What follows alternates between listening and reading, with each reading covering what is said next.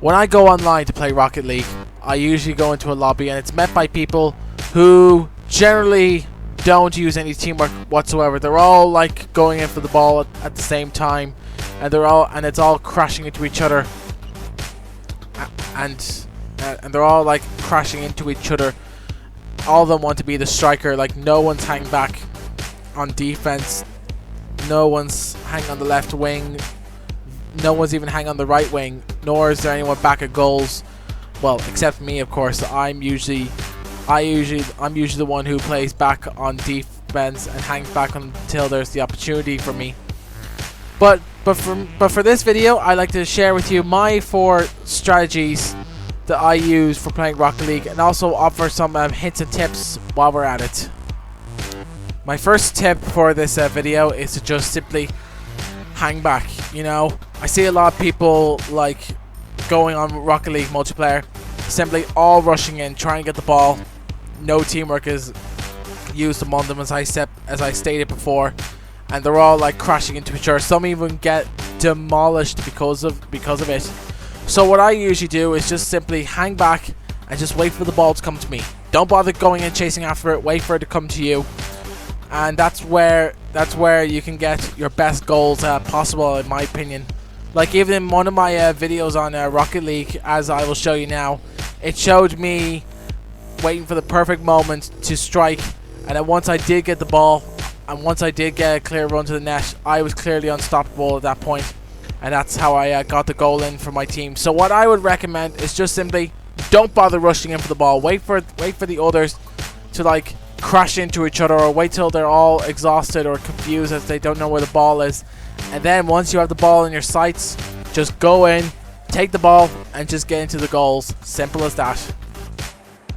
Second tip is to just simply save up on boost. Like even again, when I go on play Rocket League online, I see people like using up all their boosts, and they're just simply drained out, and the boost is simply drained out before the ball comes along. And by the time the ball comes to them, it's too late. Their boost is already drained out, and the ball just simply flies past them. So what I would usually do is just simply, while playing back on defense, is to gather up as much boost as possible. Don't use all your boosts in the one go. Just use the tiny bit of it to at least just keep up with the ball.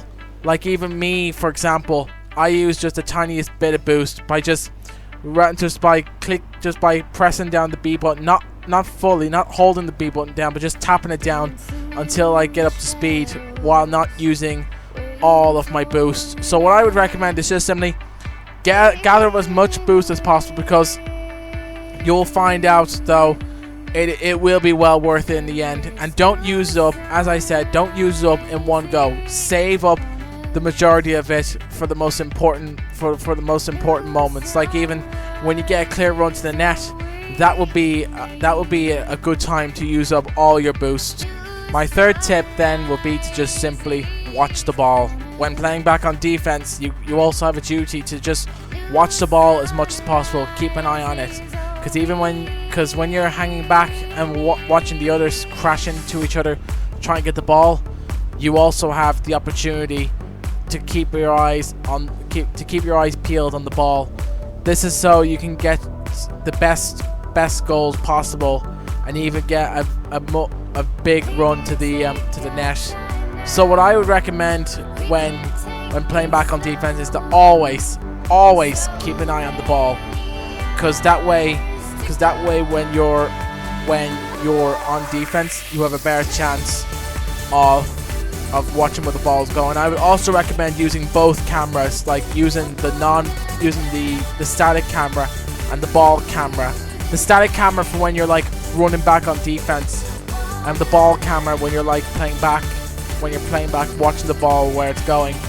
And even when you're like on your end of the pitch, and then the ball's on the opponent's side of the pitch, I recommend maybe going from the left wing to the right wing, simply following the ball where it's going. In other words, if the ball's going to the right, you go right and form like a barricade, and same goes for the left and vice versa.